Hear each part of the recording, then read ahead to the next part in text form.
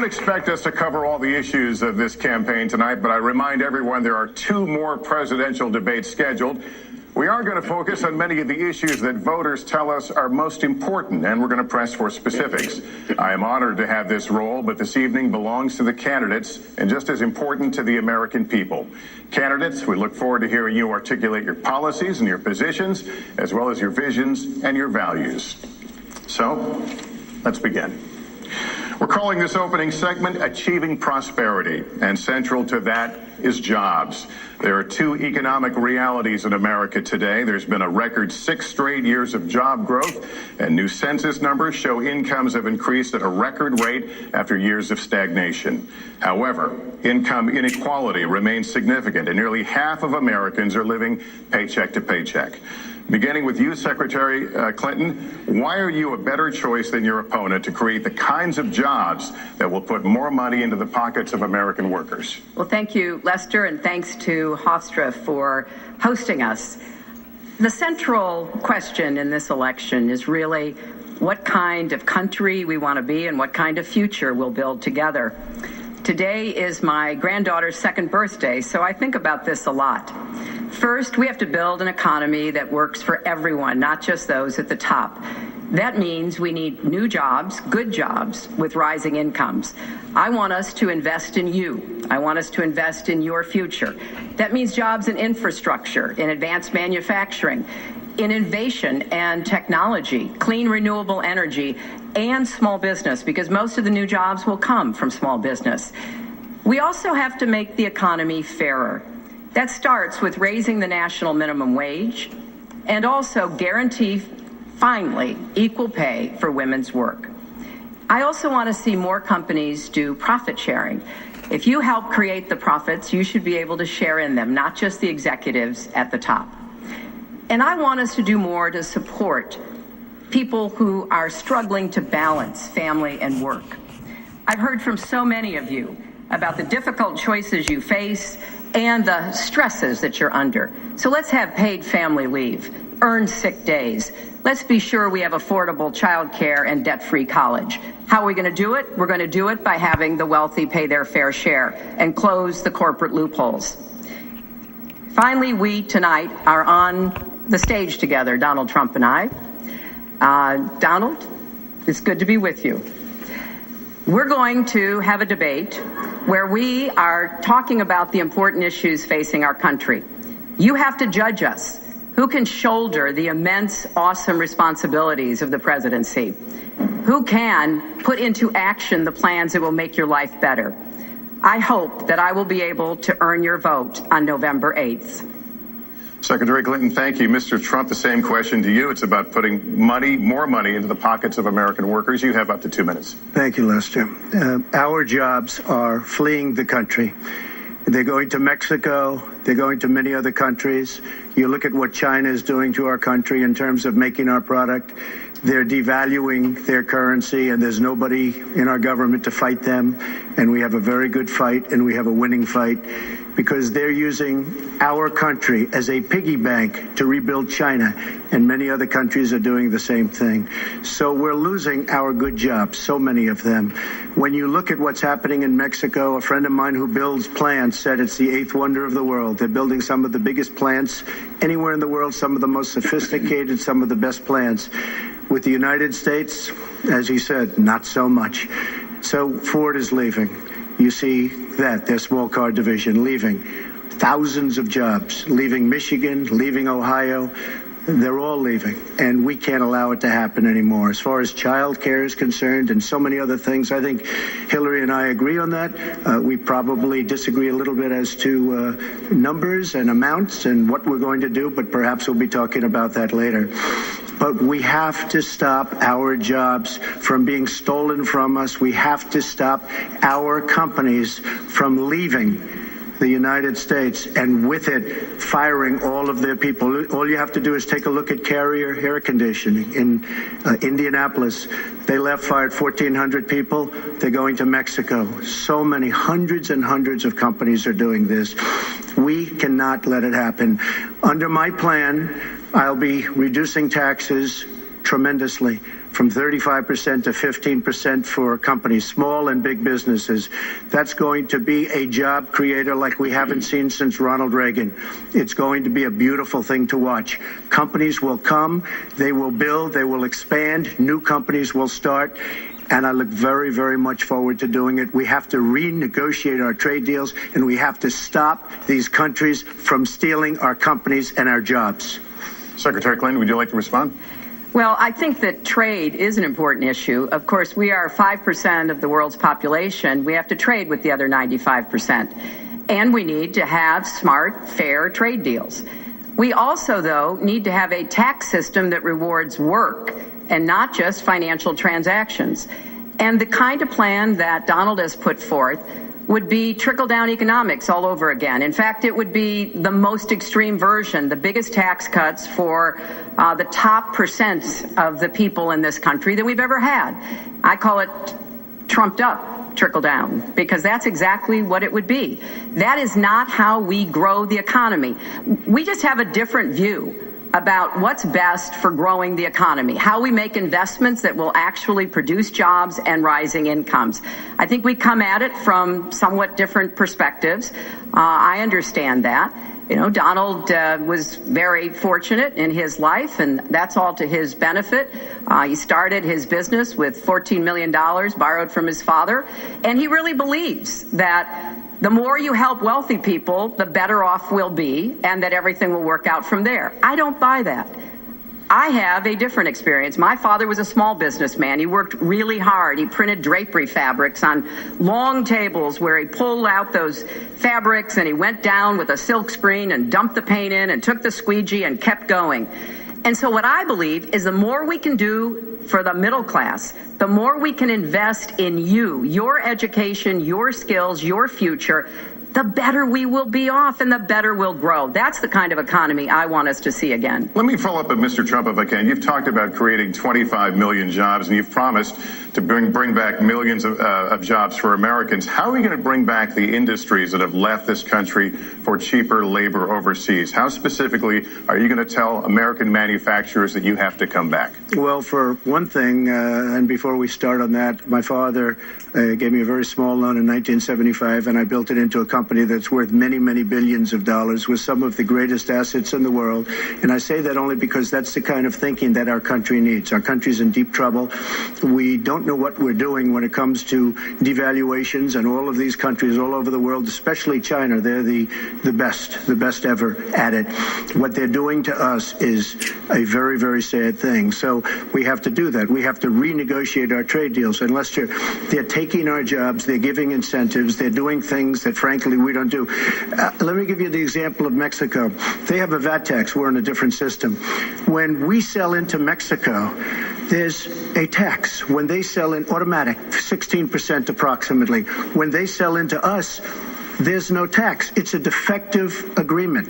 It's been defective for a long time, many years, but the politicians haven't done anything about it. Now, in all fairness to Secretary Clinton, yes, is that okay? Good. I want you to be very happy. It's very important to me.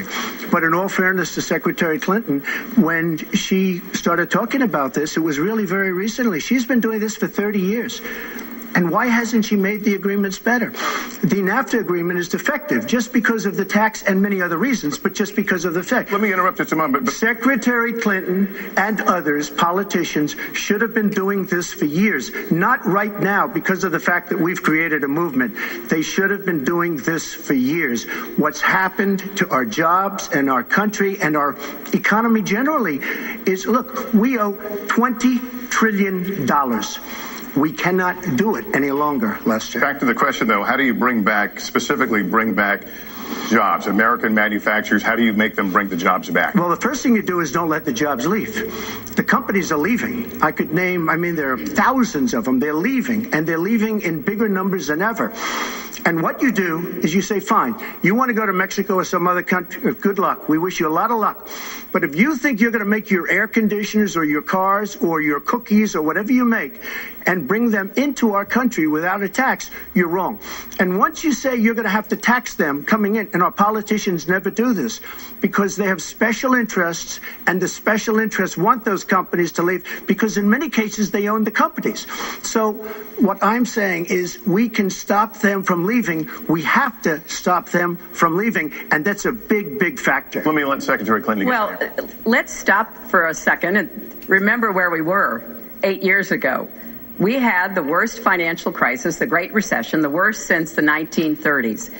That was in large part because of tax policies that slashed taxes on the wealthy, failed to invest in the middle class, took their eyes off of Wall Street, and created a perfect storm. In fact, Donald was one of the people who rooted for the housing crisis.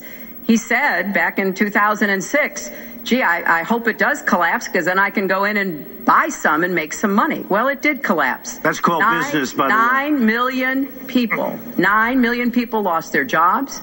5 million people lost their homes, and $13 trillion in family wealth was wiped out. Now, we have come back from that abyss, and it has not been easy. So we're now on the precipice of having a potentially much better economy. But the last thing we need to do is to go back to the policies that failed us in the first place. Independent experts have looked at what I've proposed and looked at what Donald's proposed.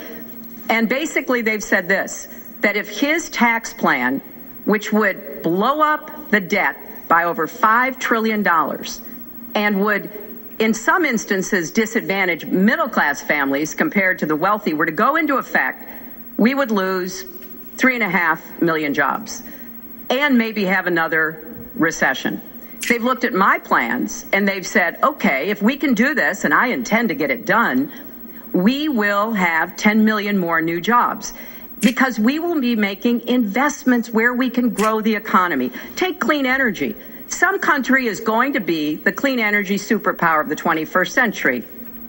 Donald thinks that climate change is a hoax perpetrated by the Chinese. I think it's real. I did not. Science is real. I do not say that. And I think it's important that we grip this and deal with it, both at home and abroad. And here's what we can do. We can deploy 500 million more solar panels. We can have enough clean energy to power every home. We can build a new modern electric grid. That's a lot of jobs. That's a lot of new economic activity. So I've tried to be very specific about what we can and should do, and I am determined that we're going to get the economy really moving again, building on the progress we've made over the last 8 years, but never going back to what got us in trouble in the first place. Mr. Trump. She talks about solar panels. We invested in a solar company, our country. That was a disaster. They lost plenty of money on that one. Now, look, I'm a great believer in all forms of energy, but we're putting a lot of people out of work. Our energy policies are a disaster. Our country is losing so much in terms of energy, in terms of paying off our debt. You can't do what you're looking to do with $20 trillion in debt. The Obama administration, from the time they've come in, is over 230 years worth of debt, and he's topped it. He's doubled it in a course of almost 8 years, 7.5 years to be semi-exact. So I will tell you this, we have to do a much better job at keeping our jobs, and we have to do a much better job at giving companies incentive to build new companies or to expand, because they're not doing it. And all you have to do is look at Michigan and look at Ohio and look at all of these places where so many of their jobs and their companies are just leaving. They're gone. And Hillary, I just ask you this. You've been doing this for 30 years. Why are you just thinking about these solutions right now? For 30 years you've been doing it, and now you're just starting to think of solutions. Well, actually, I will bring back jobs. You can't bring back jobs. Well, actually, I have thought about this quite a bit. Yeah, for 30 years. I have, well, not quite that long. I think my husband did a pretty good job in the 1990s. I think a lot about what worked and how we can make it work again. Well, he approved 3 million NAFTA. new jobs, He approved a balanced NAFTA, budget, which is the single worst trade deal ever approved in this country. Incomes went up for everybody. Manufacturing jobs went up also in the 1990s, if we're actually going to look at the facts. When I was in the Senate, I had a number of trade deals that came before me, and I held them all to the same test. Will they create jobs in America? Will they raise incomes in America? And are they good for our national security? Some of them I voted for. The biggest one, a multinational one known as CAFTA, I voted against. And because I hold the same standards as I look at all of these trade deals. But let's not assume that trade is the only challenge we have in the economy. I think it is a part of it, and I've said what I'm going to do. I'm going to have a special prosecutor. We're going to enforce the trade deals we have, and we're going to hold people accountable. When I was Secretary of State, we actually increased American exports globally 30%.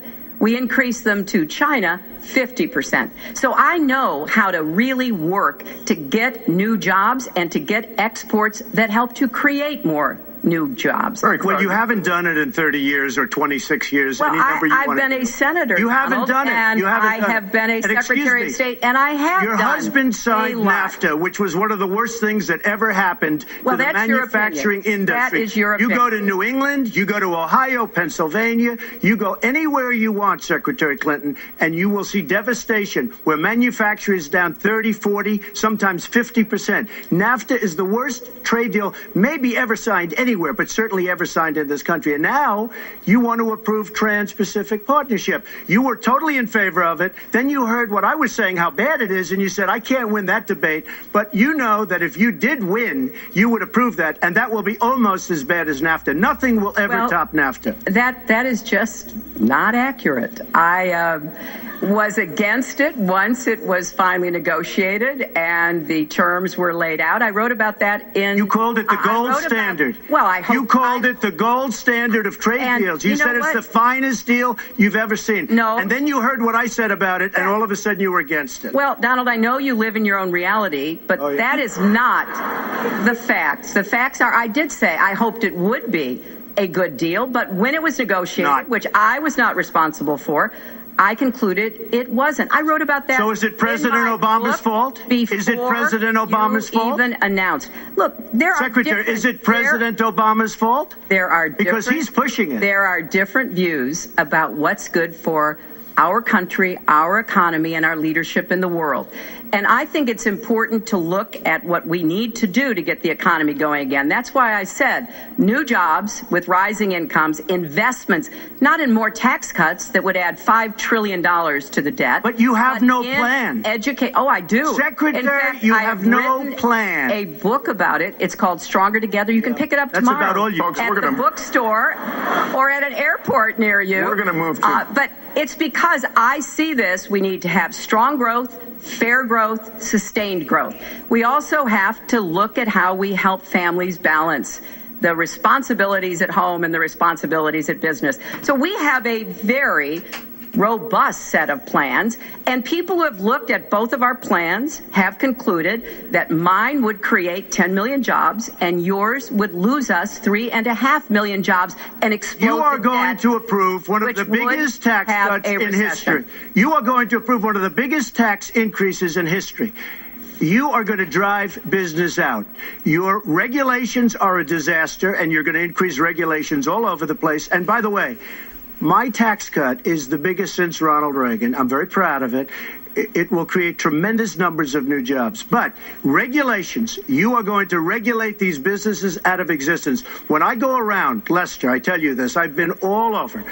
And when I go around, despite the tax cut, the things that business and people like the most is the fact that I'm cutting regulation. You have regulations on top of regulations, and new companies cannot form, and old companies are going out of business, and you want to increase the regulations and make them even worse. I'm going to cut regulations, but I'm going to cut taxes big league, and you're going to raise taxes big league. End of story. Let me get you to pause right there, because we're going to move into the next segment. We're going to talk taxes. That can't be left to stand. Please take 30 seconds. I kind of assumed that there would be a lot of these charges and claims. And so we have taken the homepage of my website, HillaryClinton.com, and we've turned it into a fact checker. So if you want to see in real time what the facts are, please go and take a look. Because and take a look at mine also, and you'll see. Not add a penny to the debt. and your plans would add $5 trillion to the debt. What I have proposed would cut regulations and streamline them for small businesses. What I have proposed would be paid for by raising taxes on the wealthy because they have made all the gains in the economy. And I think it's time that the wealthy and corporations paid their fair share to support this country. You just opened the next segment. Well, look, can I just finish? I think I should. I'm going to give you go a to her chance website, right here. With the and new you take a look at her website. She's going to raise taxes $1.3 trillion. Mr. Trump, and look at her website. You know what? It's no different than this. She's telling us how to fight ISIS. Just go to her website. She tells you how to fight ISIS on her website. I don't think General Douglas MacArthur would like that too much. The next segment, we're continuing the subject of... I have a plan to fight ISIS. No, you're telling the enemy everything you want to do. No, we're not. See, you're telling the enemy everything you want to do. No wonder you've been fighting. No wonder you've been fighting ISIS your entire adult life. Folks, go to the fact checkers, get to work. You are unpacking a lot here, and we're still on the issue of achieving prosperity. And I want to talk about taxes. The fundamental difference between the two of you concerns the wealthy. Secretary Clinton, you're calling for a tax increase in the wealthiest Americans. I'd like you to further defend that. And Mr. Trump, you're calling for tax cuts for the wealthy. I'd like you to defend that. And this next 2-minute answer goes to you, Mr. Trump. Well, I'm really calling for major jobs because the wealthy are going to create tremendous jobs. They're going to expand their companies. They're going to do a tremendous job. I'm getting rid of the carried interest provision. And if you really look, it's not a tax. It's really not a great thing for the wealthy. It's a great thing for the middle class. It's a great thing for companies to expand. And when these people are going to put billions and billions of dollars into companies, and when they're going to bring $2.5 trillion back from overseas, where they can't bring the money back because politicians like Secretary Clinton won't allow them to bring the money back because the taxes are so onerous and the bureaucratic red tape. So what is so bad? So what they're doing is they're leaving our country, and they're, believe it or not, leaving because taxes are too high and because some of them have lots of money outside of our country. And instead of bringing it back and putting the money to work because they can't work out a deal to, and everybody agrees it should be brought back. Instead of that, they're leaving our country to get their money because they can't bring their money back into our country because of bureaucratic red tape, because they can't get together, because we have a president that can't sit them around a table and get them to approve something. And here's the thing. Republicans and Democrats agree that this should be done. $2.5 trillion. I happen to think it's double that. It's probably $5 trillion that we can't bring into our country, Lester. And with a little leadership, you'd get it in here very quickly, and it could be put to use on the inner cities and lots of other things, and it would be beautiful. But we have no leadership. And honestly, that starts with Secretary Clinton. All right, you have 2 minutes on the same question to defend tax increases on the wealthiest Americans, Secretary Clinton. I have a feeling that by the end of this evening, I'm going to be blamed for everything that's ever happened. Why not? Why not? Yeah, why not? Just join the debate by saying more crazy things. Now, let me say, there's nothing crazy about not letting our companies bring their money back into their country. This is Secretary Clinton's 2 minutes, please. Yeah, well, let's start the clock again, Lester.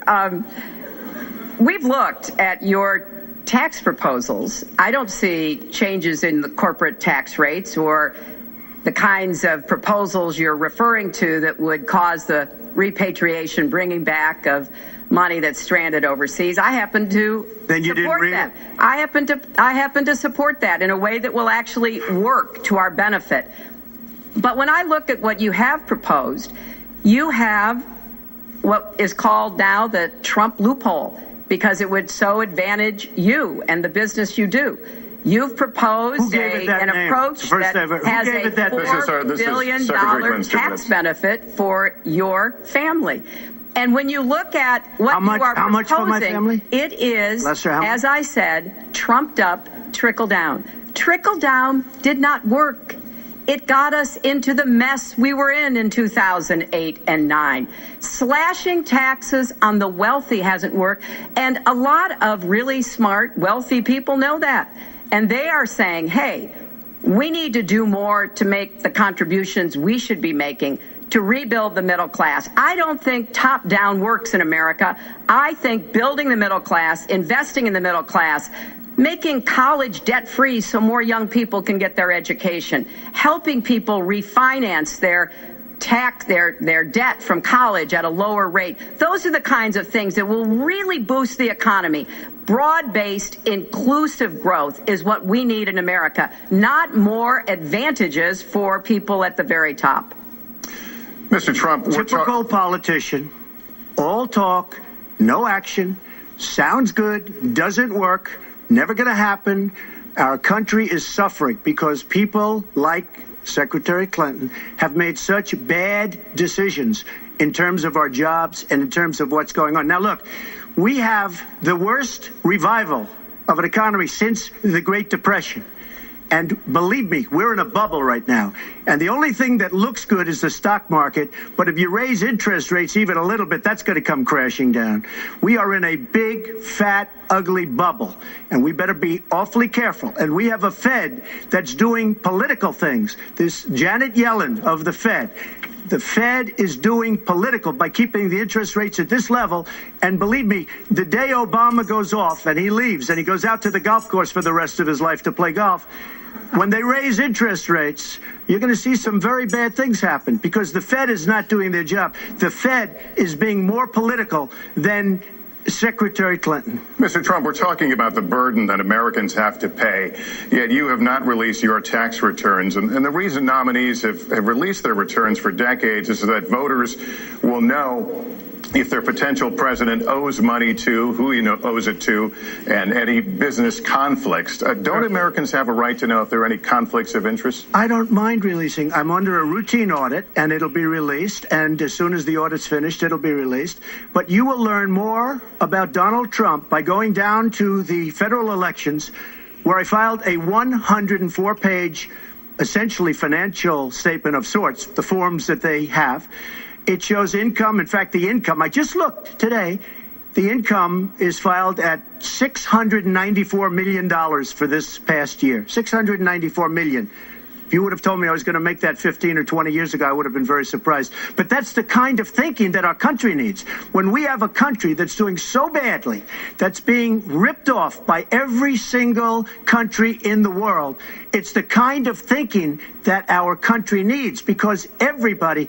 Lester, we have a trade deficit with all of the countries that we do business with of almost $800 billion a year. You know what that is? That means who's negotiating these trade deals? We have people that are political hacks negotiating our trade deals. The IRS has an audit of your taxes. You're perfectly free to release your taxes during an audit. And so the question, does the public's right to know outweigh your personal? Well, I told you, I will release them as soon as the audit. Look, I've been under audit almost for 15 years. I know a lot of wealthy people that have never been audited. I said, do you get audited? I get audited almost every year. And in a way, I should be complaining. I'm not even complaining. I don't mind it. It's almost become a way of life. I get audited by the IRS, but other people don't. I will say this. We have a situation in this country that has to be taken care of. I will release my tax returns against my lawyer's wishes. When she releases her 33,000 emails that have been deleted, as soon as she releases them, I will release my tax returns. And that's against my lawyers. They say, don't do it. I will tell you this. No, in fact, watching shows, reading the papers, almost every lawyer says you don't release your returns until the audit's complete. When the audit's complete, I'll do it. But I would go against them if she releases her email. So it's negotiable? It's not negotiable. No, let her release the email. Why did she delete 33,000? Well, I'll let her ask that, but let me just admonish the audience one more time. There was an agreement. We did ask you to be silent, so it would be helpful for us. Secretary Clinton. Well, I think you've just seen another example of bait and switch here. For 40 years, everyone running for president has released their tax returns. You can go and see nearly, I think, 39, 40 years of our tax returns, but everyone has done it. We know the IRS has made clear there is no prohibition on releasing it when you're under audit. So you've got to ask yourself, why won't he release his tax returns? And I think there may be a couple of reasons. First, maybe he's not as rich as he says he is. Second, maybe he's not as charitable as he claims to be. Third, we don't know all of his business dealings, but we have been told through investigative reporting that he owes about $650 million to Wall Street and foreign banks. Or maybe he doesn't want the American people, all of you watching tonight, to know that he's paid nothing in federal taxes, because the only years that anybody's ever seen were a couple of years when he had to turn them over to state authorities when he was trying to get a casino license, and they showed he didn't pay any federal income tax. So if he's paid zero, that means zero for troops, zero for vets, zero for schools or health. And I think probably he's not all that enthusiastic about having the rest of our country see what the real reasons are, because it must be something really important, even terrible, that he's trying to hide. And the financial disclosure statement, they don't give you the tax rate. They don't give you all the details that tax returns would. And it just seems to me that this is something that the American people deserve to see. And I have no reason to believe that he's ever going to release his tax returns, because there's something he's hiding. And we'll guess. We'll keep guessing at what it might be that he's hiding. But I think the question is, were he ever to get near the White House, what would be those conflicts? Who does he owe money to? Well, he owes you the answers to that, and he should provide them. He also raised the issue of your emails. Do you want to respond to that? I do. You know, I made a mistake using a private email. That's for sure. And if I had to do it over again, I would obviously do it differently. But I'm not going to make any excuses. It was a mistake, and I take responsibility for that. Mr. Trump? That was more than a mistake. That was done purposely. Okay, that was not a mistake. That was done purposely. When you have your staff taking the Fifth Amendment, taking the Fifth, so they're not prosecuted. When you have the man that set up the illegal server taking the Fifth, I think it's disgraceful. And believe me, this country thinks it's disgraceful. It really thinks it's disgraceful also. As far as my tax returns, you don't learn that much from tax returns, that I can tell you. You learn a lot from financial disclosure, and you should go down and take a look at that. The other thing, I'm extremely underleveraged. The report that said 650, which, by the way, a lot of friends of mine that know my business said, boy, that's really not a lot of money. It's not a lot of money relative to what I had. The buildings that were in question, they said in the same report, which was actually wasn't even a bad story, to be honest with you, but the buildings are worth $3.9 billion. And the 650 isn't even on that, but it's not 650. It's much less than that. But I could give you a list of banks. I would, if that would help you, I would give you a list of banks. These are very fine institutions, very fine banks. I could do that very quickly. I am very underleveraged. I have a great company. I have a tremendous income. And the reason I say that is not in a braggadocious way. It's because it's about time that this country had somebody running it that has an idea about money. When we have $20 trillion in debt and our country's a mess. You know, it's one thing to have $20 trillion in debt and our roads are good and our bridges are good and everything's in great shape. Our airports are like from a third world country. You land at LaGuardia, you land at Kennedy, you land at LAX, you land at Newark.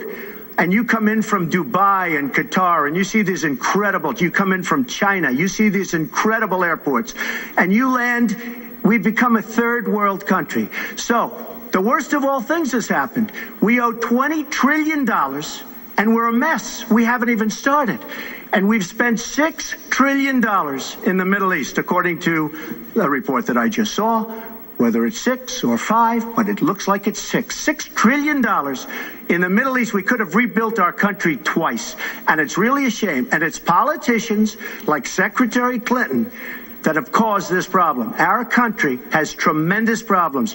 We're a debtor nation, we're a serious debtor nation, and we have a country that needs new roads, new tunnels, new bridges, new airports, new schools, new hospitals. And we don't have the money because it's been squandered on so many of your ideas. Let you and respond maybe because you haven't paid any federal income tax for a lot of years. And the other thing I think is important. It would be squandered too, believe me. If your main claim to be president of the United States is your business, then I think we should talk about that.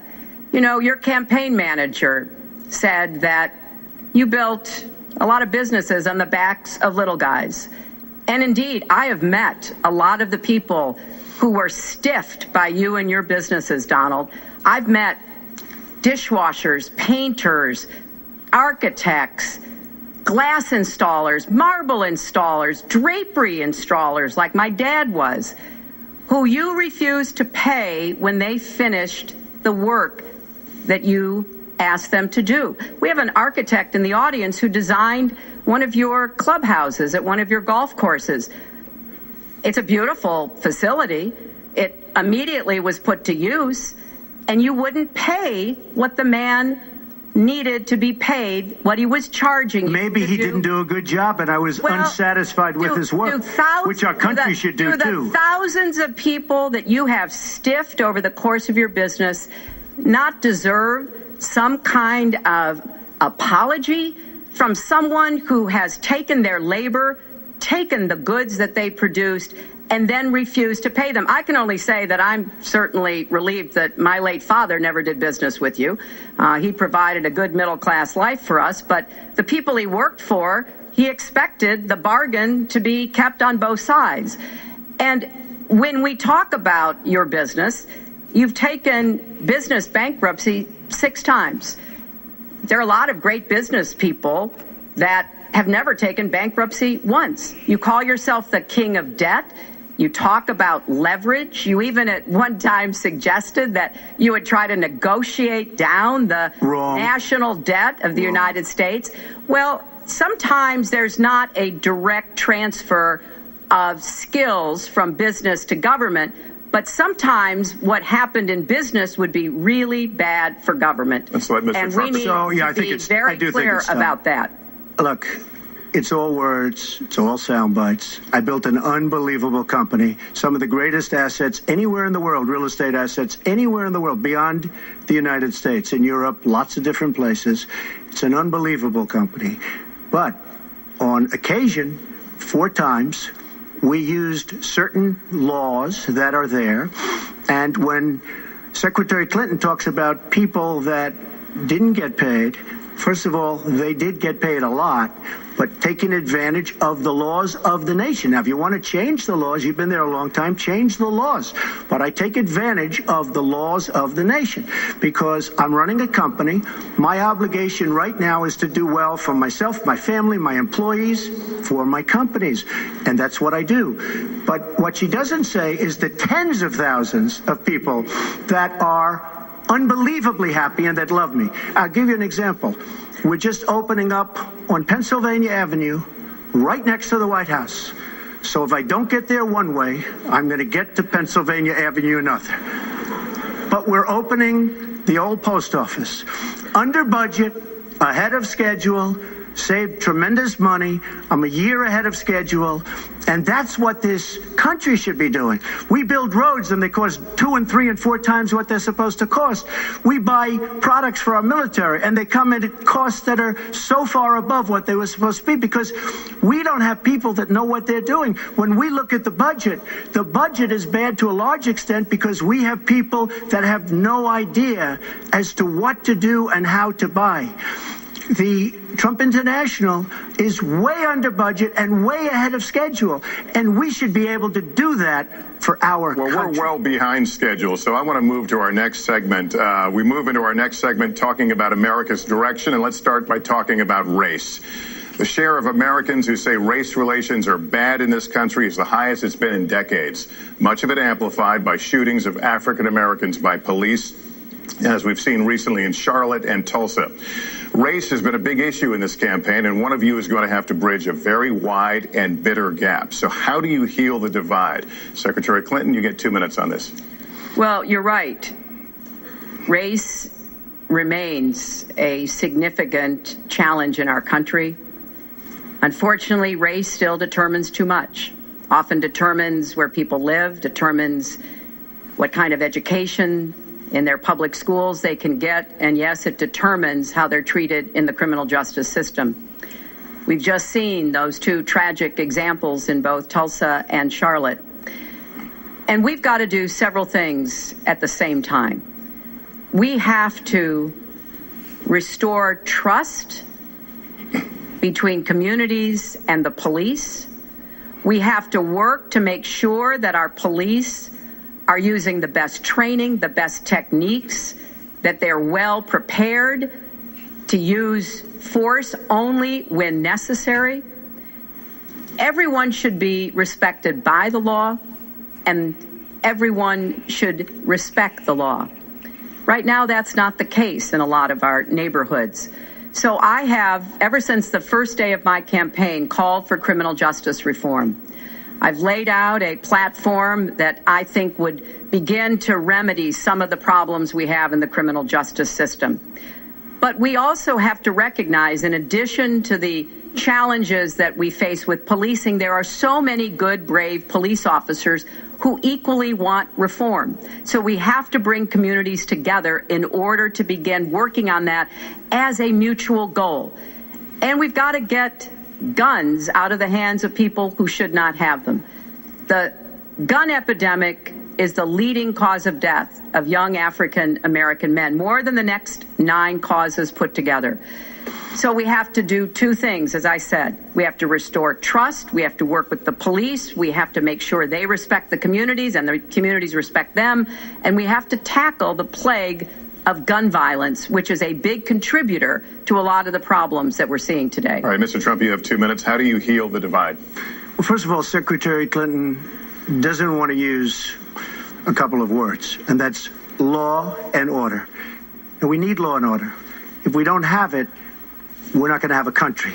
And when I look at what's going on in Charlotte, a city I love, a city where I have investments, when I look at what's going on throughout various parts of our country, whether it's, I can just keep naming them all day long. We need law and order in our country. And I just got today, as you know, the endorsement of the Fraternal Order of Police. We just came in. We have endorsements from, I think, almost every police group, a large percentage of them in the United States. We have a situation where we have our inner cities, African Americans, Hispanics, are living in hell because it's so dangerous. You walk down the street, you get shot.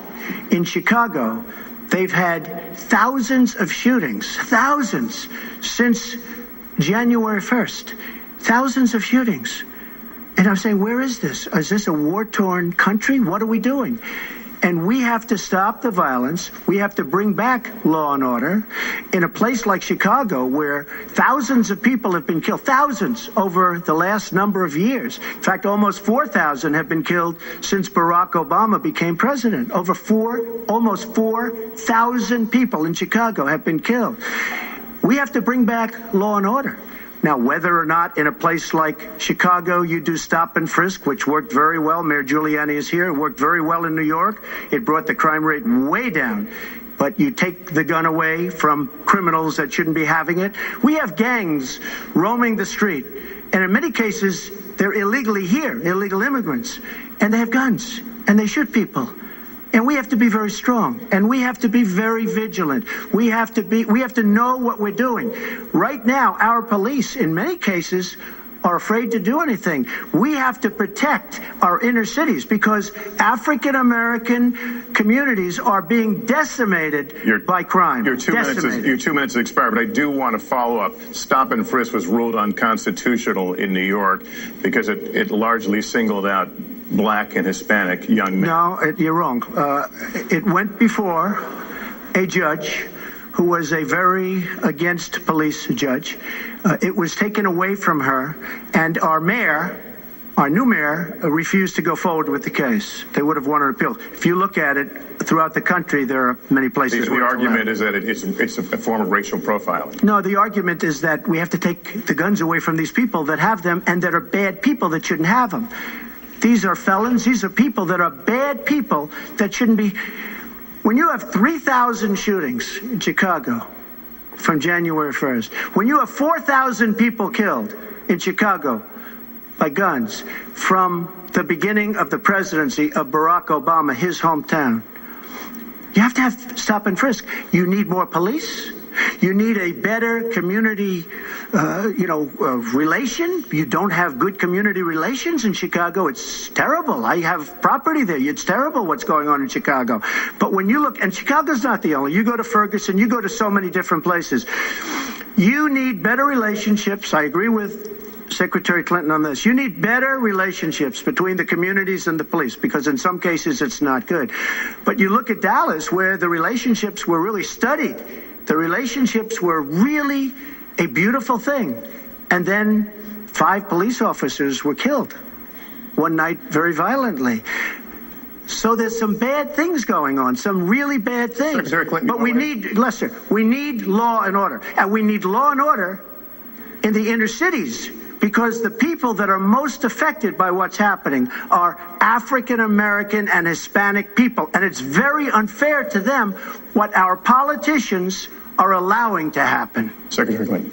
Well, I've heard Donald say this at his rallies, and it's really unfortunate that he paints such a dire, negative picture of Black communities in our country. Ugh. You know, the vibrancy of the Black church, the Black businesses that employ so many people, the opportunities that so many families are working to provide for their kids.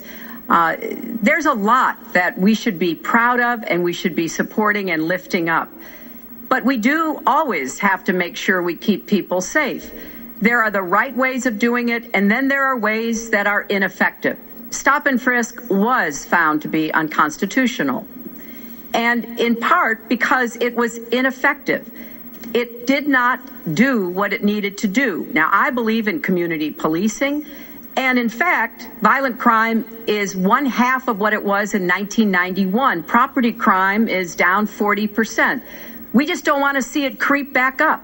We've had 25 years of very good cooperation, but there were some problems, some unintended consequences. Too many young African American and Latino men ended up in jail for nonviolent offenses.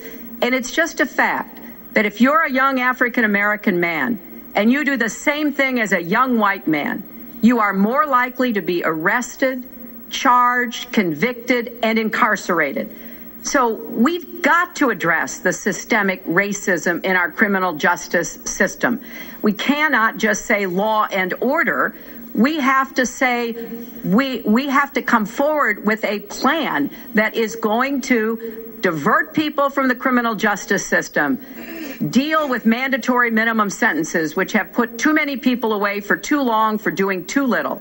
We need to have more second chance programs. I'm glad that we're ending private prisons in the federal system. I want to see them ended in the state system. You shouldn't have a profit motivation to fill prison cells with young Americans. So there are some positive ways we can work on this.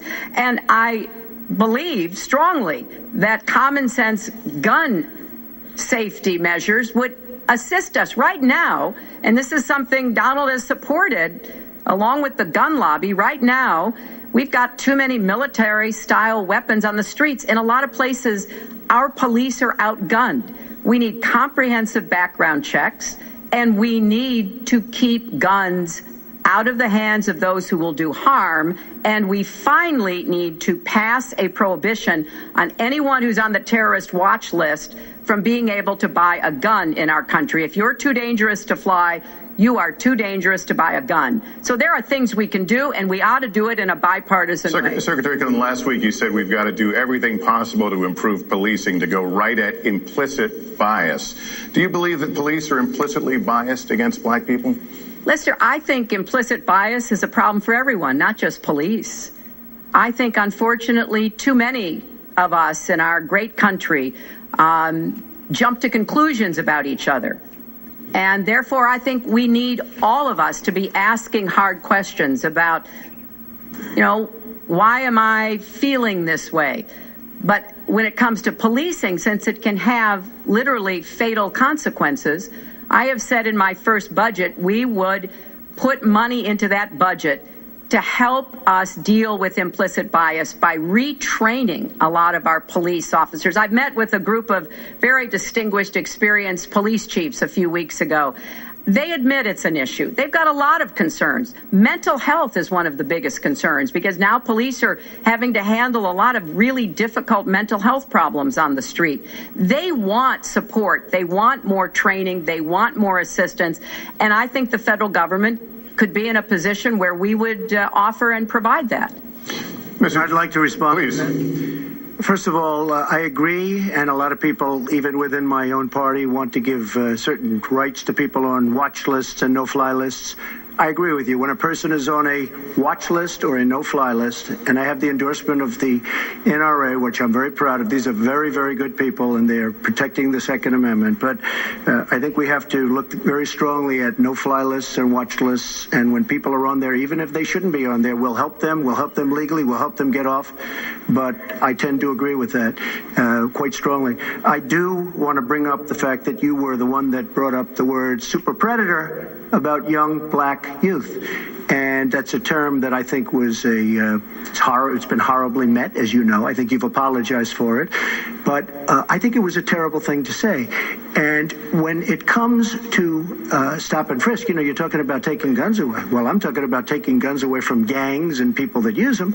And I really don't think you disagree with me on this, if you want to know the truth. I think maybe there's a political reason why you can't say it, but I really don't believe. In New York City, stop and frisk, we had 2,200 murders, and stop and frisk brought it down to 500 murders. 500 murders is a lot of murders. Hard to believe 500 is like supposed to be good. But we went from 2,200 to 500, and it was continued on by Mayor Bloomberg, and it was terminated by current mayor. But stop and frisk had a tremendous impact on the safety of New York City, tremendous beyond belief. So when you say it has no impact, it really did. It had a very, very big impact. Well, it's also fair to say, if we're going to talk about mayors, that under the current mayor, crime has continued to drop, including murders. So there is... You're wrong. No, I'm not. Murders are up. All right, you're checking. New York has done an excellent job, and I give credit. I give credit across the board, going back to mayors, to police chiefs, because it has worked, and other communities need to come together to do what will work as well. Look, one murder is too many.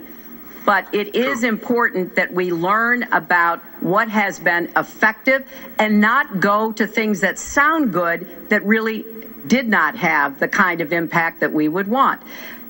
Who disagrees with keeping neighborhoods safe? But let's also add, no one should disagree about respecting the rights of young men who live in those neighborhoods. And so we need to do a better job of working again with the communities, faith communities, business communities, as well as the police, to try to deal with this problem. This conversation is about race, and so, Mr. Trump, I have to ask you. But I'd like to just respond, if I might. Please, 20 seconds. I'd just like to respond. Please respond, then I've got to follow up. Look, the African-American community has been let down by our politicians. They talk good around election time, like right now, and after the election, they said, see you later, I'll see you in 4 years. The African-American community, look, the community within the inner cities has been so badly treated. They've been abused and used in order to get votes by Democrat politicians, because that's what it is. They've controlled these communities for up to 100 years. Mr. Trump, let me... Unbroken. And I will tell you, you look at the inner cities, and I just left Detroit, and I just left Philadelphia, and you've seen me. I've been all over the place. You decided to stay home, and that's okay. But I will tell you, I've been all over, and I've met some of the greatest people I'll ever meet within these communities, and they are very, very upset with what their politicians have told them and what their politicians have done. I think Donald just criticized me for preparing for this debate. And yes, I did. And you know what else I prepared for? I prepared to be president. And I think that's a good thing. Mr. Trump, for 5 years, you perpetuated a false claim that the nation's first black president was not a natural-born citizen. You questioned his legitimacy. In the last couple of weeks, you acknowledged what most Americans have accepted for years: the president was born in the United States. Can you tell us what took you so long? I'll tell you just very simple to say. Sidney Blumenthal works for the campaign and very close friend of Secretary Clinton. and her campaign manager, Patty Doyle, went to, during the campaign, her campaign against President Obama, fought very hard. And you can go look it up and you can check it out. And if you look at CNN this past week, Patty Solis Doyle was on Wolf Blitzer saying that this happened. Blumenthal sent McClatchy, highly respected reporter at McClatchy, to Kenya to find out about it. They were pressing it very hard. She failed to get the birth certificate. When I got involved, I didn't fail. I got him to give the birth certificate. So I'm satisfied with it. And I'll tell you why I'm satisfied with it. That was because I want to get on to defeating ISIS. Because I want to get on to creating jobs. Because I want to get on to having a strong border. Because I want to get on to things that are very important to me and that are very important to the country. I'll let you respond. That's important, but I just want to get the answer here. The birth certificate was produced in 2011. You continued to tell the story and question the president's legitimacy in 2012, 13, 14, 15, as recently as January. So the question is, what changed your mind? Well, nobody was pressing it. Nobody was caring much about it. I figured you'd ask the question tonight, of course, but nobody was caring much about it. But I was the one that got him to produce the birth certificate, and I think I did a good job. Secretary Clinton also fought it. I mean, you know, now everybody in mainstream is going to say, oh, that's not true. Look, it's true. Sidney Blumenthal sent a reporter. You just have to take a look at CNN the last week, the interview with your former campaign manager, and she was involved. But just like she can't bring back jobs, she can't produce. I'm sorry, I'm just going to follow up, and I will let you respond to that because there's a lot there. But we're talking about racial healing in this segment. What do you say to Americans? Well, it was very, I say nothing. I say nothing because I was able to get him to produce it. He should have produced it a long time before. I say nothing. But let me just tell you, when you talk about healing, I think that I've developed very, very good relationships over the last little while with the African American community. I think you can see that. And I feel that they really wanted me to come to that conclusion, and I think I did a great job and a great service, not only for the country, but even for the president, in getting him to produce his birth certificate. Secretary Clinton. Well, just listen to what you heard. And clearly, as Donald just admitted, he knew he was going to stand on this debate stage, and Lester Holt was going to be asking us questions, so he tried to put the whole racist birther lie to bed. But it can't be dismissed that easily. He has really started his political activity based on this racist lie that our first black president was not an American citizen.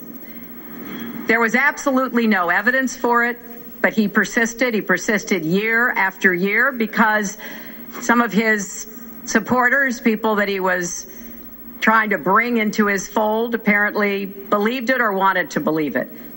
But remember, Donald started his career back in 1973 being sued by the Justice Department for racial discrimination because he would not rent apartments in one of his developments to African Americans, and he made sure that the people who worked for him understood that was the policy.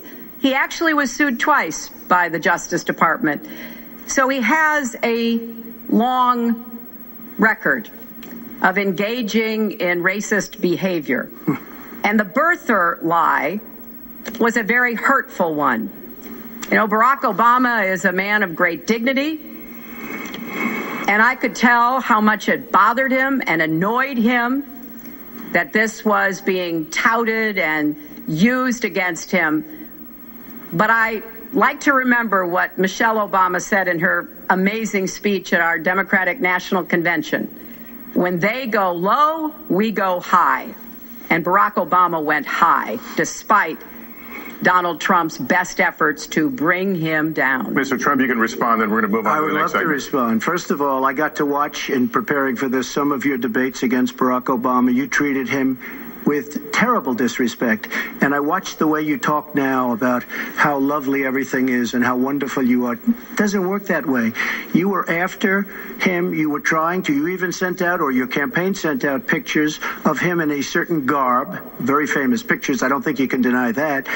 But just last week, your campaign manager said it was true. So when you try to act holier than thou, it really doesn't work. It really doesn't. Now, as far as the lawsuit, yes, when I was very young, I went into my father's company, had a real estate company in Brooklyn and Queens, and we, along with many, many other companies throughout the country, it was a federal lawsuit, were sued. We settled the suit with no admission of guilt. It was very easy to do, but they sued many people. I notice you bring that up a lot, and I also noticed the very nasty commercials that you do on me in so many different ways, which I don't do on you. Maybe I'm trying to save the money, but frankly, I look at that and I say, isn't that amazing? Because I settled that lawsuit with no admission of guilt, but that was a lawsuit brought against many real estate firms, and it's just one of those things. I'll go on one step further. In Palm Beach, Florida, tough community, a brilliant community, a wealthy community, probably the wealthiest community there is in the world. I opened a club and really got great credit for it. No discrimination against African Americans, against Muslims, against anybody. And it's a tremendously successful club, and I'm so glad I did it. And I have been given great credit for what I did, and I'm very, very proud of it. And that's the way I feel. That is the true way I feel. Our next segment is called Securing America. We want to start with a 21st century war happening every day in this country. Our institutions are under cyber attack, and our secrets are being stolen. So my question is, who's behind it, and how do we fight it? Secretary Clinton, this answer goes to you. Well, I think cybersecurity, cyber warfare will be one of the biggest challenges facing the next president, because clearly we're facing at this point two different kinds of adversaries. There are the independent hacking groups that do it mostly for commercial reasons, to try to steal information that they then can use to make money. But increasingly, we are seeing cyber attacks coming from states, organs of states. The most recent and troubling of these has been Russia.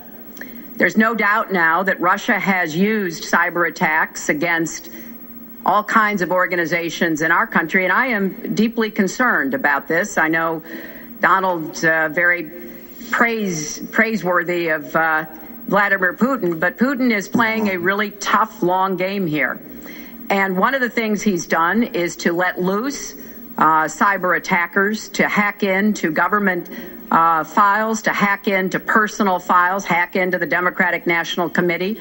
And we've recently have learned that, that this is one of their preferred methods of trying to wreak havoc and collect information. We need to make it very clear, whether it's Russia, China, Iran, or anybody else, the United States has much greater capacity. And we are not going to sit idly by and permit state actors to go after our information, our private sector information or our public sector information. And we're going to have to make it clear that we don't want to use the kinds of tools that we have. We don't want to engage in a different kind of warfare, but we will defend the citizens of this country. And the Russians need to understand that. I think they've been treating it as almost a probing. How far would we go? How much would we do? And that's why I was so shocked when Donald publicly invited Putin to hack into Americans. That is just unacceptable. It's one of the reasons why 50 national security officials who served in Republican administration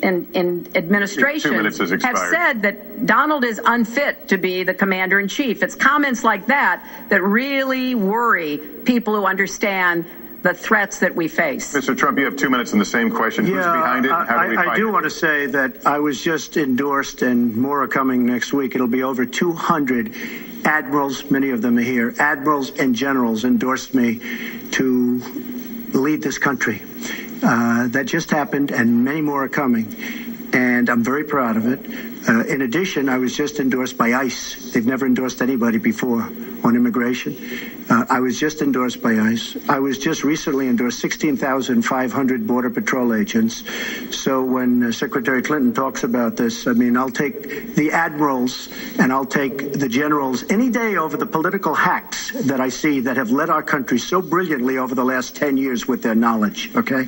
Because look at the mess that we're in. Look at the mess that we're in. As far as the cyber, I agree to parts of what Secretary Clinton said.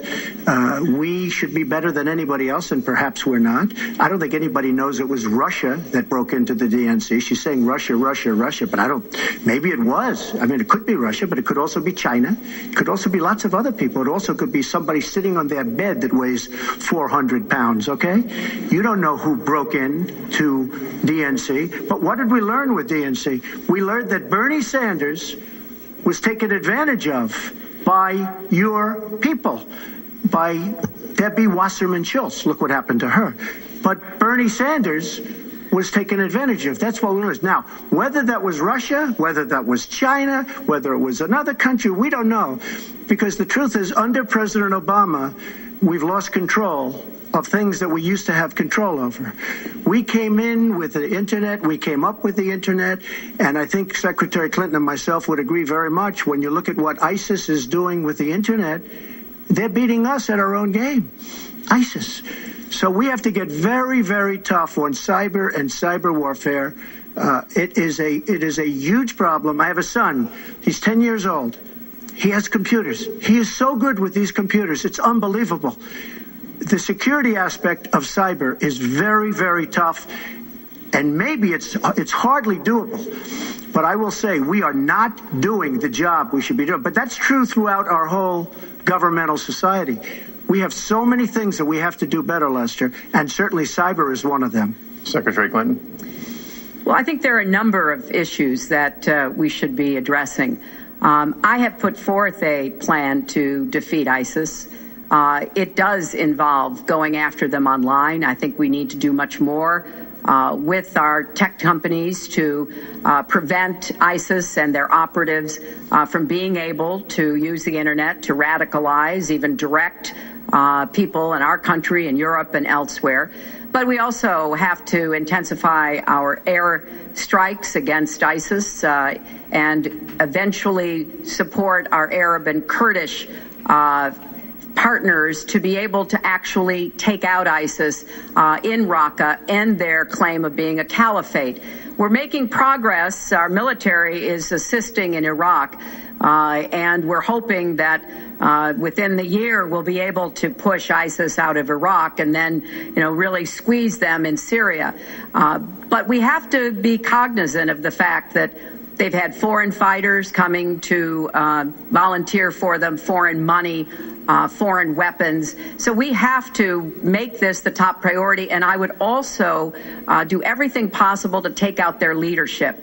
I was involved in a number of efforts to take out al-Qaeda leadership when I was Secretary of State, including, of course, taking out bin Laden. And I think we need to go after Baghdadi as well, make that one of our organizing principles, because we've got to defeat ISIS and we've got to do everything we can to disrupt their propaganda efforts online. You mentioned ISIS, and we think of ISIS certainly as over there, but there are American citizens who have been inspired to commit acts of terror on American soil. The latest incident, of course, of bombings we just saw in New York and New Jersey, the knife attack at a mall in Minnesota, and the last year, deadly attacks in San Bernardino and Orlando. I'll ask this to both of you. Tell us specifically how you would prevent homegrown attacks by American citizens, Mr. Trump. Well, first I have to say one thing, very important.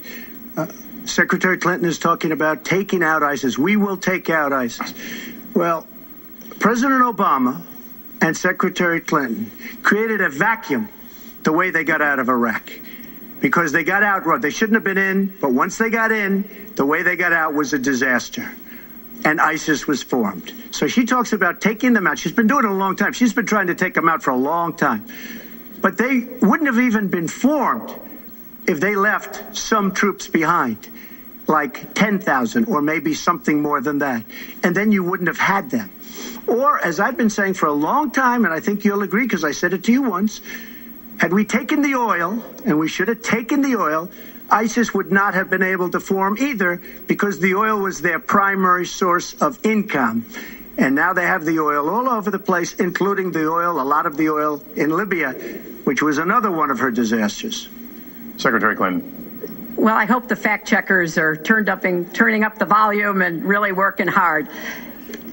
Donald supported the invasion of Iraq. Wrong. That is absolutely wrong. Proved over and over again. Wrong. He actually advocated for the actions we took in Libya and urged that Gaddafi be taken out after actually doing some business with him one time. But the larger point, he says this constantly, is George W. Bush made the agreement about when American troops would leave Iraq, not Barack Obama. And the only way that American troops could have stayed in Iraq is to get an agreement from the then Iraqi government that would have protected our troops. And the Iraqi government would not give that. But let's talk about the question you asked, Lester. The question you asked is, what do we do here in the United States? That's the most important part of this. How do we prevent attacks? How do we protect our people? And I think we've got to have an intelligence surge where we are looking for every scrap of information. I was so proud of law enforcement in New York, in Minnesota, in New Jersey. You know, they responded so quickly, so professionally to the attacks that occurred by Rahami, and they brought him down. And we may find out more information because he is still alive, which may prove to be an intelligence benefit. So we've got to do everything we can to vacuum up intelligence from Europe, from the Middle East. That means we've got to work more closely with our allies. And that's something that Donald has been very dismissive of. We're working with NATO, the longest military alliance in the history of the world, to really turn our attention to terrorism. We're working with our friends in the Middle East, many of which, as you know, are Muslim majority nations. Donald has consistently insulted Muslims abroad, Muslims at home, when we need to be cooperating with Muslim nations and with the American Muslim community. They're on the front lines. They can provide information to us that we might not get anywhere else. They need to have close working cooperation with law enforcement in these communities, not be alienated and pushed away, as some of Donald's rhetoric, unfortunately, has led to. Mr. Well, I'd have to respond. Please respond. The secretary said very strongly about working with. We've been working with them for many years. And we have the greatest mess anyone's ever seen. You look at the Middle East, it's a total mess. Under your direction to a large extent. But you look at the Middle East, you started the Iran deal. That's another beauty, where you have a country that was ready to fall. I mean, they were doing so badly. They were choking on the sanctions, and now they're going to be actually probably a major power at some point pretty soon, the way they're going. But when you look at NATO, I was asked on a major show, what do you think of NATO? And you have to understand, I'm a business person. I did really well, but I have common sense. And I said, well, I'll tell you, I haven't given lots of thought to NATO, but two things. Number one, the 28 countries of NATO, many of them aren't paying their fair share. Number two, and that bothers me because we should be, yes, we're defending them, and they should at least be paying us what they're supposed to be paying by treaty and contract. And number two, I said, and very strongly, NATO could be obsolete because, and I was very strong on this, and it was actually covered very accurately in the New York Times, which is unusual for the New York Times, to be honest.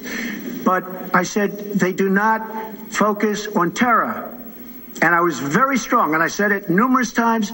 And about 4 months ago, I read on the front page of the Wall Street Journal that NATO is opening up a major terror division. And I think that's great.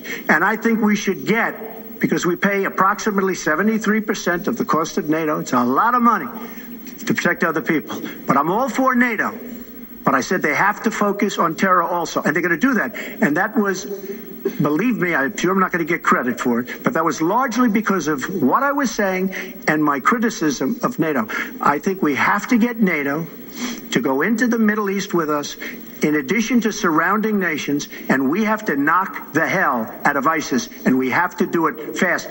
When ISIS formed in this vacuum created by Barack Obama and Secretary Clinton, And believe me, you were the ones that took out the troops. Not only that, you named the day. They couldn't believe it. They sat back probably and said, I can't believe it. They said, no, wait a minute. We've covered when they formed, this is something that never should have happened. It should have never happened. Now, you're talking about taking out ISIS, but you were there and you were Secretary of State when it was a little infant. Now it's in over 30 countries. And you're going to stop them? I don't think so. Mr. Trump, a lot of these are judgment questions. You had supported the war in Iraq before the invasion. What makes your judgment? I did not support the war in Iraq. 2002. That is a mainstream media nonsense put out by her because she, frankly, I think the best person in her campaign is mainstream media. My question is, since would you like to hear? Why is your I was against the war. Wait a minute. I was against the war in Iraq, just so you put it out. The record shows otherwise. The record does not show that. Why is your judgment? The record shows that I'm right. When I did an interview with Howard Stern, very lightly, first time anyone's asked me that, I said, very lightly, I don't know, maybe, who knows, essentially. I then did an interview with Neil Cavuto. We talked about the economy is more important. I then spoke to Sean Hannity, which everybody refuses to call Sean Hannity. I had numerous conversations with Sean Hannity at Fox, and Sean Hannity said, and he called me the other day, and I spoke to him about it. He said, you were totally against war, because he was for the war. Why is your judgment better than... And that was before the war started. Sean Hannity said very strongly to me and other people, he's willing to say, but nobody wants to call him, I was against the war. He said, you used to have fights with me because Sean was in favor of the war. And I understand that side also, not very much because we should have never been there. But nobody called Sean Hannity. And then they did an article in a major magazine shortly after the war started, I think in 2004, but they did an article which had me totally against the war in Iraq. And one of your compatriots said, you know, whether it was before or right after, Trump was definitely, because if you read this article, there's no doubt. But if somebody, and I'll ask the press, if somebody would call up Sean Hannity, this was before the war started, he and I used to have arguments about the war. I said it's a terrible and a stupid thing. It's going to destabilize the Middle East, and that's exactly what it's done. It's been a disaster. My reference was to what you had said in 2002, and my question was, why is your judgment any different than Mrs. Clinton? Well, I have much better judgment than she does. There's no question about that. I also have a much better temperament than she has. You know, I have a much better. She spent, let me tell you, she spent hundreds of millions of dollars on an advertising. You know, they get Madison Avenue into a room, they put names. Oh, temperament, let's go after. I think my strongest asset, maybe by far, is my temperament. I have a winning temperament. I know how to win. She does not know how to win. Wait, the AFL-CIO the other day, behind the blue screen, I don't know who you were talking to, Secretary Clinton, but you were totally out of control. I said, there's a person with a temperament that's got a problem. Secretary Clinton. Woo, okay. Let's talk about two important issues that were briefly mentioned by Donald. First, NATO. You know, NATO as a military alliance has something called Article 5, and basically it says this: an attack on one is an attack on all. And you know the only time it's ever been invoked? After 9/11, when the 28 nations of NATO said that they would go to Afghanistan with us to fight terrorism, something that they still are doing by our side. With respect to Iran, when I became Secretary of State, Iran was weeks away from having enough nuclear material to form a bomb. They had mastered the nuclear fuel cycle under the Bush administration. They had built covert facilities. They had stocked them with centrifuges that were whirling away. And we had sanctioned them. I voted for every sanction against Iran when I was in the Senate, but it wasn't enough. So I spent a year and a half putting together a coalition that included Russia and China to impose the toughest sanctions on Iran. And we did drive them to the negotiating table. And my successor, John Kerry, and President Obama got a deal that put a lid on Iran's nuclear program without firing a single shot. That's diplomacy. That's coalition building. That's working with other nations.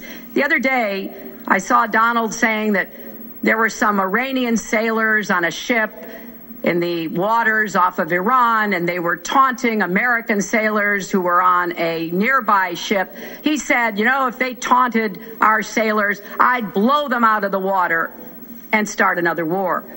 That would not good judgment.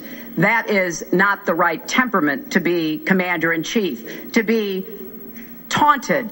And the worst part of what we've heard Donald say has been about nuclear weapons. He has said repeatedly that he didn't care if other nations got nuclear weapons, Japan, South Korea, even Saudi Arabia.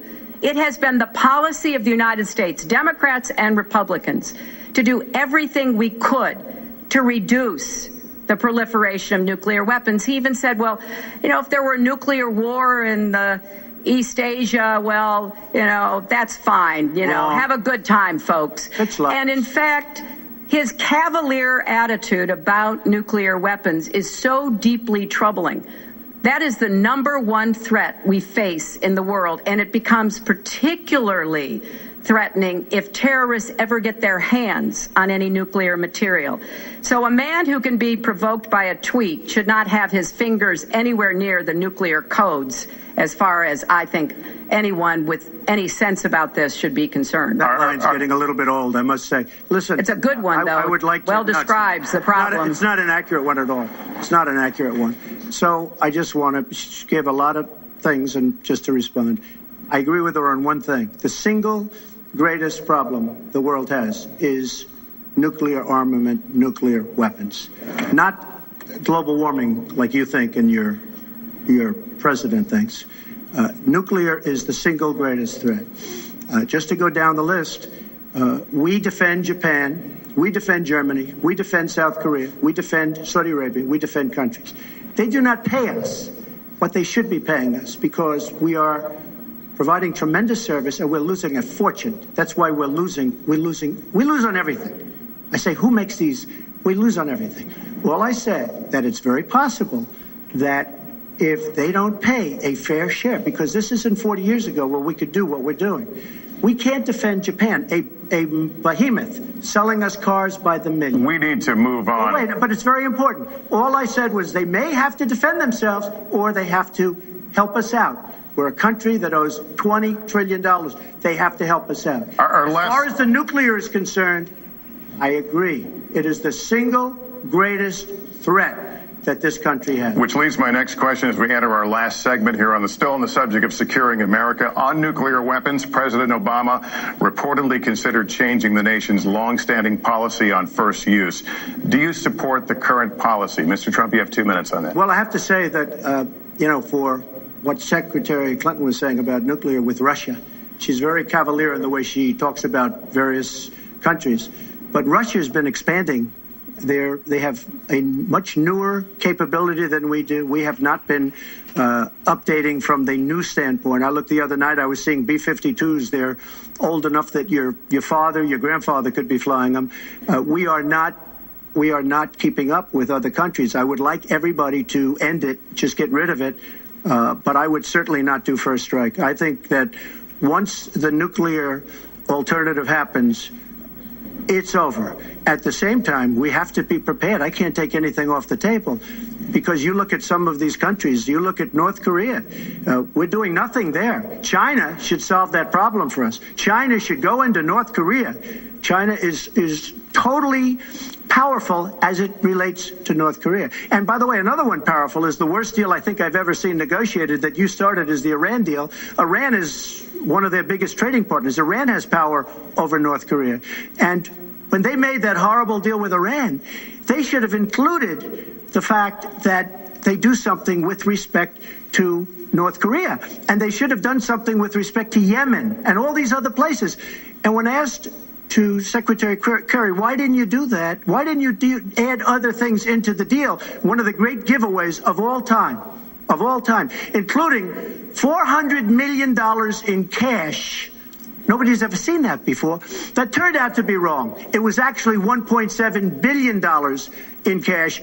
Obviously, I guess, for the hostages, it certainly looks that way. So you say to yourself, why didn't they make the right deal. This is one of the worst deals ever made by any country in history. The deal with Iran will lead to nuclear problems. All they have to do is sit back 10 years, and they don't have to do much, and they're going to end up getting nuclear. I met with Bibi Netanyahu the other day. Believe me, he is not a happy camper. All right, Mrs. Clinton, Secretary Clinton, you have 2 minutes. Let me start by saying words matter. Words matter when you run for president, and they really matter when you are president. And I want to reassure our allies in Japan and South Korea and elsewhere that we have mutual defense treaties and we will honor them. It is essential that America's word be good. And so I know that this campaign has caused some questioning and some worries on the part of many leaders across the globe. I've talked with a number of them.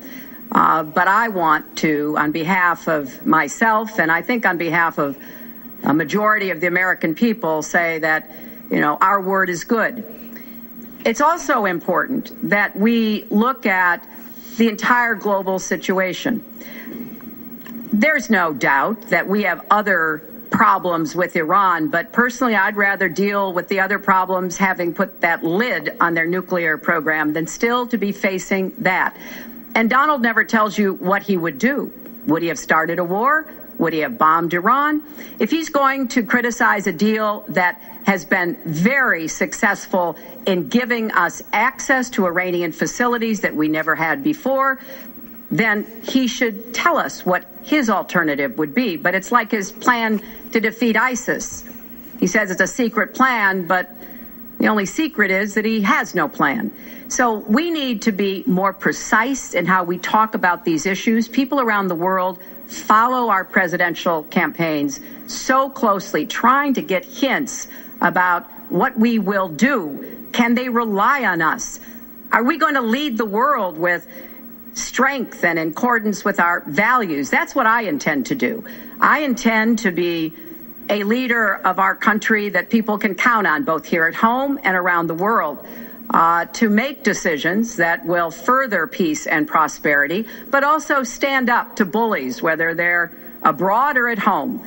We cannot let those who would try to destabilize the world, to interfere with American interests and security, to be given any opportunities at all. Is expired. Let's do one thing I'd like to say. Very quickly. I will go very quickly, but I will tell you that Hillary will tell you to go to her website and read all about how to defeat ISIS, which she could have defeated by never having it, get going in the first place. Right now, it's getting tougher and tougher to defeat them because they're in more and more places, more and more states, more and more nations. Mr. Trump. And it's a big problem. And as far as Japan is concerned, I want to help all of our allies. But we are losing billions and billions of dollars. We cannot be the policeman of the world. We cannot protect countries all over the world where they're not paying us what we need. We have just a few final questions. She doesn't say that because she's got no business ability. We need heart. We need a lot of things, but you have to have some basic ability. And sadly, she doesn't have that. All of the things that she's talking about could have been taken care of during the last 10 years, let's say, while she had great power, but they weren't taken care of. And if she ever wins this race, they won't be taken care of. Mr. Trump, this year, Secretary Clinton became the first woman nominated for president by a major party. Earlier this month, you said she doesn't have, quote, a presidential look. She's standing here right now. What did you mean by that? She doesn't have the look. She doesn't have the stamina. I said she doesn't have the stamina. And I don't believe she does have the stamina. To be president of this country, you need tremendous stamina. The quote was, I just don't think she has a presidential look. Wait a minute, unless you asked me a question. Did you ask me a question?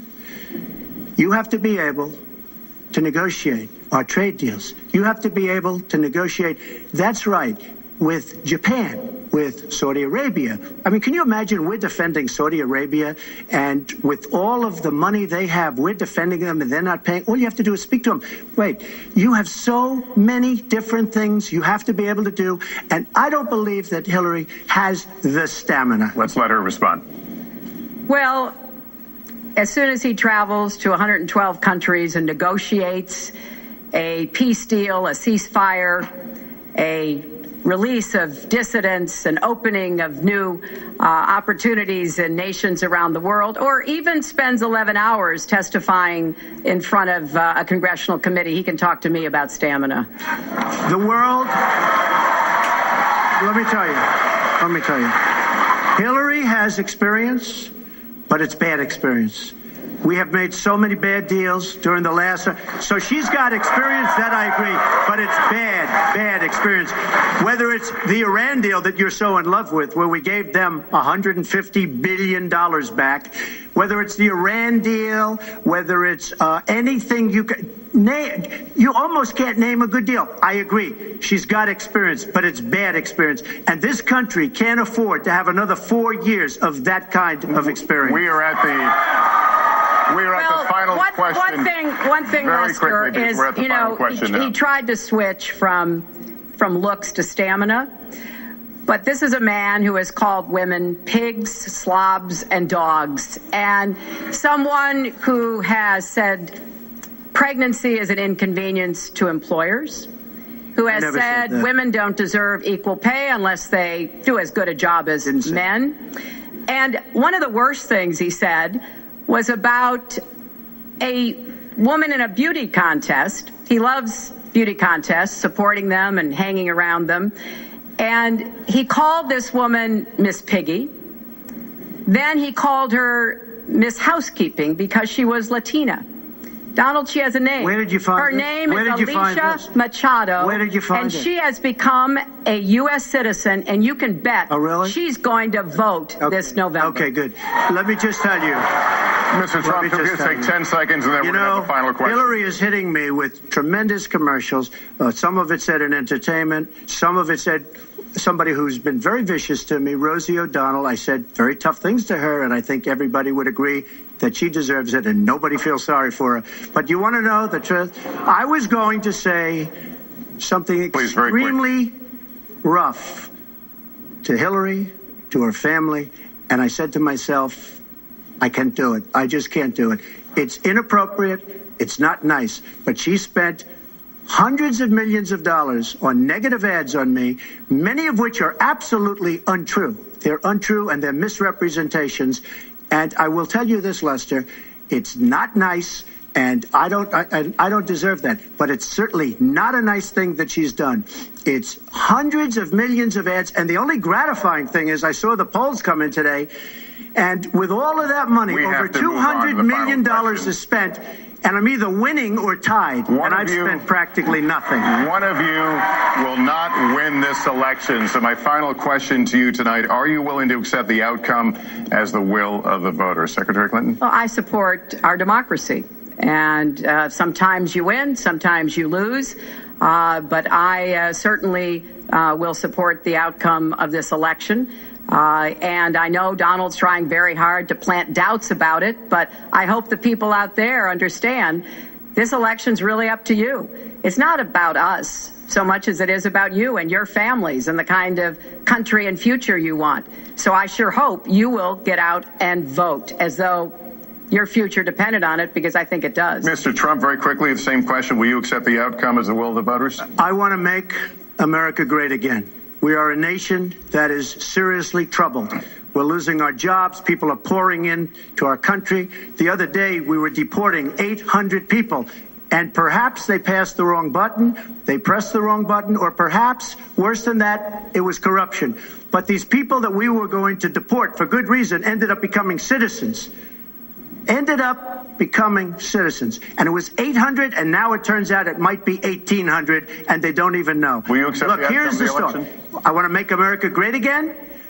I'm going to be able to do it. I don't believe Hillary will. The answer is, if she wins, I will absolutely support her. All right. Well, that is going to do it for us. That concludes our debate for this evening. A spirited one. We covered a lot of ground. Not everything, as I suspected we would. The next presidential debates are scheduled for October 9th at Washington University in St. Louis and October 19th at the University of Nevada, Las Vegas. The conversation will continue. A reminder, the vice presidential debate is scheduled for October 4th at Longwood University in Farmville, Virginia. My thanks to Hillary Clinton and to Donald Trump and to Hofstra University for hosting us tonight. Good night, everyone.